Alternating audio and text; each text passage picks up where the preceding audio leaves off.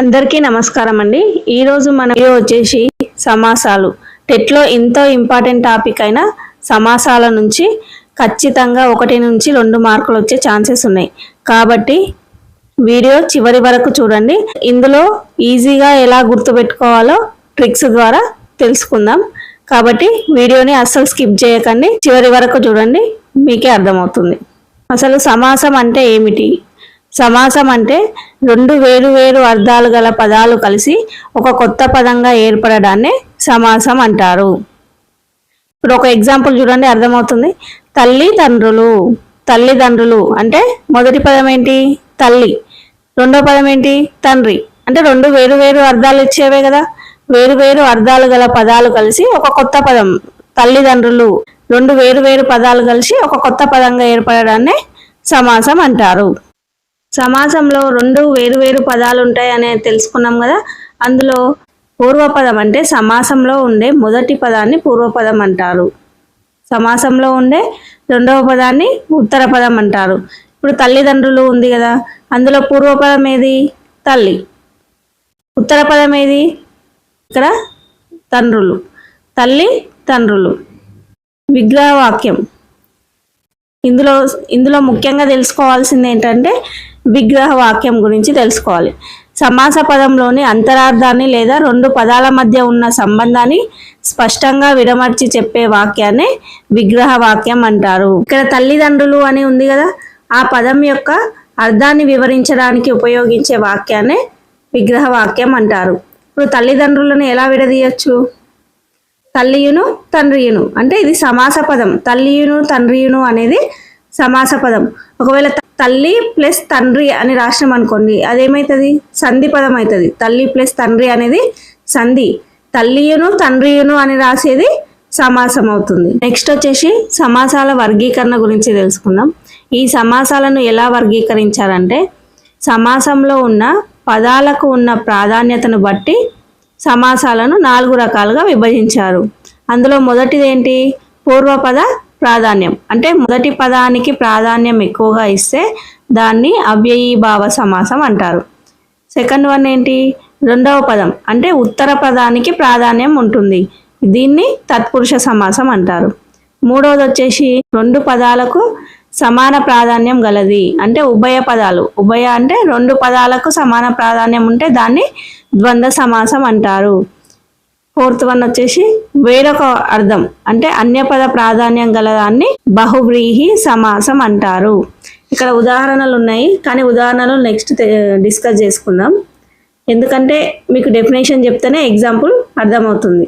ఇంకొక సమాసం కూడా ఉంది ఇందులో, ద్విగు సమాసం అని ఒకటి ఉంటుంది. అదేమో సంఖ్యకు ప్రాధాన్యత ఉంటుంది కాబట్టి అది ద్విగు సమాసం. ఫస్ట్ వన్ వచ్చేసి అవ్యయీభావ సమాసం.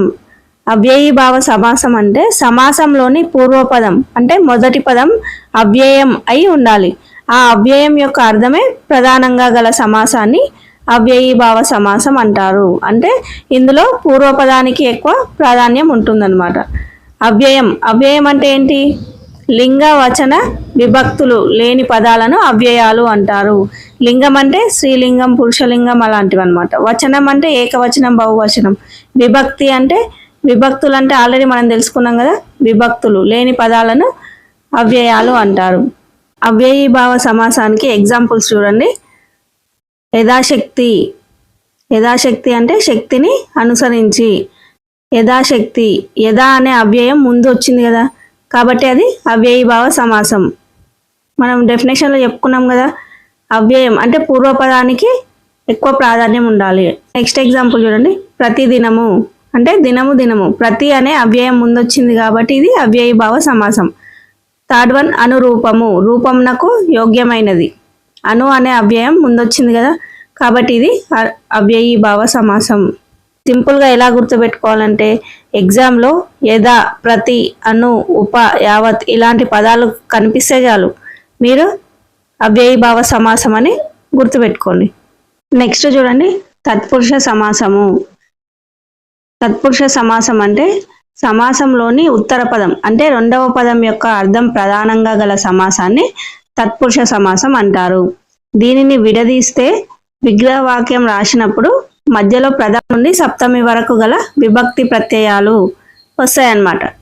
మనం విభక్తుల్లో ఆల్రెడీ చెప్పుకున్నాం కదా, డూము ఊలు ప్రథమ విభక్తి, చేతన్ చేన్ తోడంతో తృతీయ విభక్తి.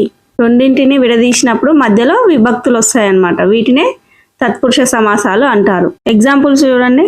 రాజప్రసాదము, రాజు యొక్క ప్రసాదము. రాజు యొక్క అని వచ్చింది కదా ఇక్కడ. యొక్క అంటే ఏంటి? షష్ఠి విభక్తి. షష్ఠి విభక్తి అంటే ఇక్కడ తత్పురుష సమాసం కాబట్టి షష్ఠి తత్పురుష సమాసం అని రాయాలి. దేశభక్తి, దేశము కొరకు భక్తి, కొరకున్కై ఏంటది? చతుర్థి విభక్తి కాబట్టి ఇక్కడ చతుర్థి తత్పురుష సమాసం. నెక్స్ట్ చూడండి. దొంగ భయము, దొంగ వలన భయము కాబట్టి ఇది వలనన్ కంటెంట్ పట్టి ఏంటి? పంచమి విభక్తి. సో ఇక్కడ పంచమి తత్పురుష సమాసం. సో మీరు విభక్తులు కరెక్ట్గా నేర్చుకుంటే అది ఇక్కడ కూడా యూజ్ అవుతుంది అనమాట. పదాన్ని విడదీసినప్పుడు మధ్యలో ఏదైతే విభక్తి వస్తుందో అదే తత్పురుష సమాసం అవుతుంది. ఇప్పుడు రాజు యొక్క ప్రసాదం అని వచ్చింది. యొక్క అనేది ఏంటి? షష్ఠి విభక్తి కాబట్టి ఇక్కడ ఏమొచ్చింది? షష్ఠి తత్పురుష సమాసం. సో అట్లా గుర్తుపెట్టుకోండి. ఏ విభక్తి వస్తుందో అదే తత్పురుష సమాసం అవుతుంది. ఇదే ఈజీగా ఎలా గుర్తుపెట్టుకోవాలంటే ఇలాగే ఏ విభక్తి వస్తుందో అదే తత్పురుష సమాసం అవుతుంది. ఈ తత్పురుష సమాసంలోనే ఇంకోటి ఉంటుందండి, అదే నయీ తత్పురుష సమాసం. అంటే వ్యతిరేక అర్థాన్ని ఇచ్చే సమాసాలను నయీ తత్పురుష సమాసాలు అంటారు. అంటే నెగటివ్ మీనింగ్ ఉంటుంది. ఇప్పుడు ఎగ్జాంపుల్ చూడండి. అధర్మము, అధర్మము అంటే ధర్మము కానిది. కానిది అంటే ఏంటి? నెగటివ్ కాబట్టి ఇది నయీ తత్పురుష సమాసం కిందకి వస్తుంది. అసత్యము, అసత్యం అంటే సత్యము కానిది అంటే ఇది కూడా నెగటివ్ కిందకే వస్తుంది కాబట్టి నయీ తత్పురుష సమాసం. మీరు ఈజీగా గుర్తుపెట్టుకోవచ్చు. ఇది ఎలా అంటే ఒక వర్డ్లో స్టార్టింగ్ లెటర్ ఆ కానీ నా కానీ వచ్చిందనుకోండి, అది నయీ తత్పురుష సమాసం అని గుర్తుపెట్టుకోండి. నెగటివ్, నయీ అంటే నెగటివ్ అని గుర్తుపెట్టుకోండి. ద్విగు సమాసము, ద్విగు సమాసం అంటే ఏంటి? సమాసంలో పూర్వపదం సంఖ్యను తెలియజేస్తూ ఉత్తర పదం నామవాచకంగా ఉంటే దానిని ద్విగు సమాసం అంటారు. విగ్రహవాక్యంలో సంఖ్య గల అని వస్తుంది. ఇది ఈజీగా గుర్తుపెట్టుకోవచ్చు అండి. ఫస్ట్ మొదటి పదంలో నెంబర్ ఉంటే కళ్ళు మూసుకొని ద్విగు సమాసం అని పెట్టేసేయచ్చు. ఎగ్జాంపుల్స్ చూడండి. ముల్లోకములు అంటే 3 సంఖ్య గల లోకములు. నెక్స్ట్ 4 వేదములు, 4 వేదములు అంటే 4 సంఖ్య గల వేదములు. సప్త సముద్రాలు, సప్త అంటే ఏంటి? 7, సప్త అంటే 7 సంఖ్య గల సముద్రాలు. ఇప్పుడు ద్విగు సమాసం గురించి తెలుసుకున్నాం కదా. ముల్లోకములు అంటే 3 సంఖ్య గల లోకములు. ఇప్పుడు ముక్కంటి అంటే ఎట్లా విడదీస్తారు దీన్ని? 3 కన్నులు కలవాడు అని వస్తుంది. సో ఇది ద్విగు సమాసమా కాదా కమెంట్ చేయండి. ఇది ఏ సమాసం కిందికి వస్తుందో కమెంట్ చేయండి. ముక్కంటి అనేది ఏ సమాసం కామెంట్ సెక్షన్లో చెప్పండి. దీని గురించి తర్వాత డిస్కస్ చేసుకుందాం. నెక్స్ట్ చూడండి. ద్వంద్వ సమాసము. ద్వంద్వ సమాసం అంటే సమాసంలో పూర్వపదం మరియు ఉత్తర పదం అంటే ఫస్ట్ పదం సెకండ్ పదం రెండింటి అర్థాలకు సమాన ప్రాధాన్యత కలిగిన సమాసాన్ని ద్వంద్వ సమాసం అంటారు. అంటే ఫస్ట్ పదము సెకండ్ పదం రెండింటికి సేమ్ ఈక్వల్ ఇంపార్టెన్స్ ఉంటుంది అనమాట. దాన్ని ద్వంద్వ సమాసం అంటారు. ఎగ్జాంపుల్స్ చూడండి. తల్లిదండ్రులు, తల్లియును తండ్రియును. సూర్యచంద్రులు, సూర్యుడును చంద్రుడును. థర్డ్ వన్ చూడండి. దాన ధర్మాలు అంటే దానమును ధర్మమును. నెక్స్ట్ వన్ రామ లక్ష్మణులు, రాముడును లక్ష్మణుడును. చాలా ఈజీగా గుర్తుపెట్టుకోవచ్చు అండి. 2 పదాలు కలిసి వస్తే దాన్ని ద్వంద్వ సమాసం అంటారు. నెక్స్ట్ చూడండి. కర్మాధారయ సమాసం. కర్మాధారయ సమాసం అంటే విశేషణానికి విశేష్యానికి సమాసం జరిగితే దాన్ని కర్మాధారయ సమాసం అంటారు. అంటే విశేషణం అంటే గుణాన్ని తెలుపుతుంది కదా. గుణము ప్లస్ నామవాచకం ఈ 2 ఉంటే దానిని కర్మాధారయ సమాసం అంటారు.